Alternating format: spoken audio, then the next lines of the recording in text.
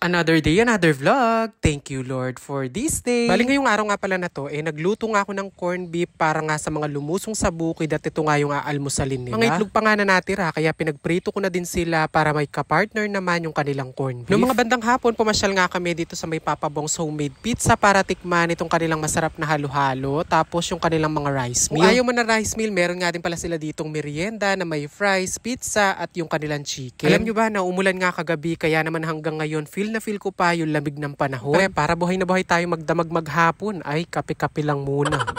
Kung mapapansin nyo nga, hindi nga ganong mainit ngayon at hindi nga ako pinagpapawisan kasi nga nag-uulan na. Well, syempre, okay lang din yun at nakakatulog na nga tayo ng maayos, di katulad ng nakaraang buwan.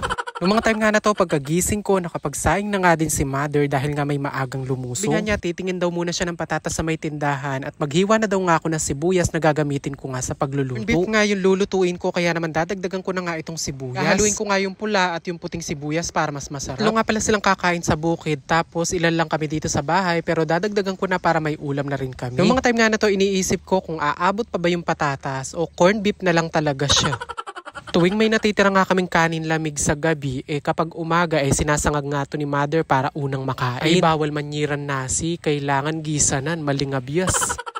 May natira pa ang itlog dito at sabi nga ni mother, prituhin ko na at mapadala na rin. 6 na piraso nga to at pinrito ko na nga lahat. Yung dalawa, maiiwan na lang dito sa bahay. Sobrang mabilisan lang din yung pagluluto na to. Kaya naman nagisa na nga ako ng sibuyas habang wala pa nga yung patatas na binili. Halo-halo ko lang hanggang mag-caramelize nga itong ating sibuyas para malasang malasa. Noong mga oras na to, dumating na nga itong patatas at sabi ko kay mother, balatan at hiwain na at isasama ko na nga lang dito sa gisa para lumambot. Anyway, nung okay na nga pala yung mga patatas, isa-isa ko na nilagay yung mga corned beef. Bali 5 lata nga pala to, kung mapapansin nyo, ay na akong kalwat tatak-tak.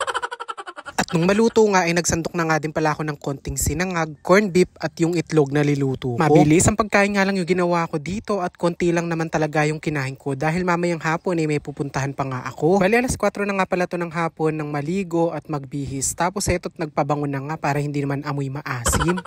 Hindi naman nga ganun kalayo yung pupuntahan namin, kaya naman dito na lang kami sa may Balukok dumaan. By the way, kasama ko nga pala si Kapampango for today's video at magmimerienda kami pareho. Matagal-tagal nga na last nga kami nagkasama ni Kapampango, kaya naman ngayong araw na to, ayan, pakalawin yun puta miyaliwa na naman itsura. Charis.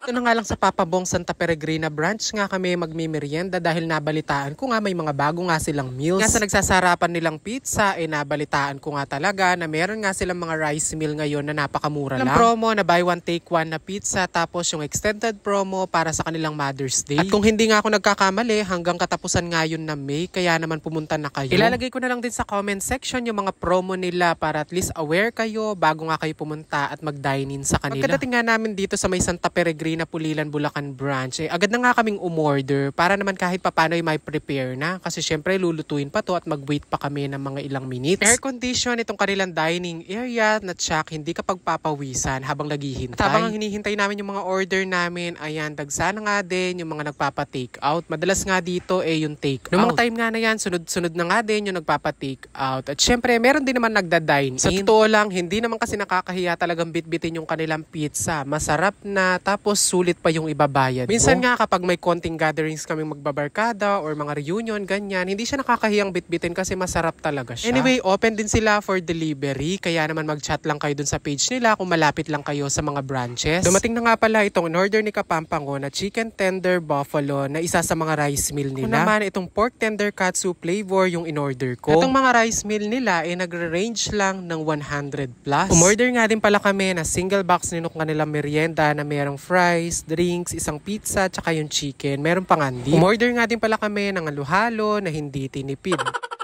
Hindi pa nga daw nagtatanghalian itong si Kapampango, kaya namang kinain niya na itong kanyang rice bowl na in-order. Sarapan naman siya pero naanghangan nga siya ng konti. Kung naman itong pork tender katsu flavor yung kinain ko at tinikman. At in fairness, masarap din siya at sulit lang siya for only 100 plus. Hindi naman nga kami gutom for today's video, kaya naman pinagsabay namin yung rice bowl at saka itong merienda box. O diba, carbs on carbs ang labanan for today's video. Para naman sa halo-halo nila, napakasarap din. May ice cream, may langka, tapos leche flan pa on top. Enjoy pa nga bonggang-bonggay ng friend ko, ay mayumo kasi yan. For me, saktong-sakto lang yung mga sangkap niya, hindi sobrang tamis. For me, kung ang cravings mo halo-halo ay pwedeng-pwede to sa'yo. Pero go at Chen may nagan ka pa talaga king halo-halo. Bagyan na mo may gisan Anyway, ilalagay ko nga pala yung mga branches nila kung saan pwede ka mag-dine in. Baka may malapit sa inyo, ay try nyo Kaya naman if you enjoy watching this video, don't forget to like, follow, and share. And see you again on my next vlog. Babu!